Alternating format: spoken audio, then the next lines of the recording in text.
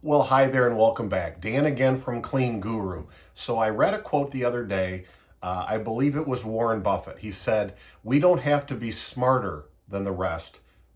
We just have to be more disciplined." It's a lot like that line about the stock market. It's not timing the market, it's time in the market. So you don't have to be smart enough to kind of pick the exact time to get in.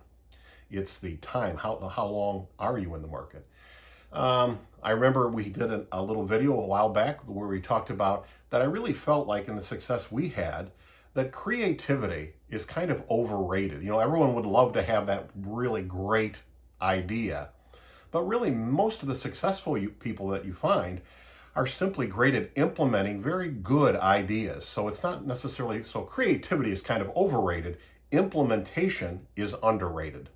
Well, all of these quotes, the thing from Warren Buffett, all of these things point to an important thing, and that is that within reach for most of us is a lot of opportunity for success.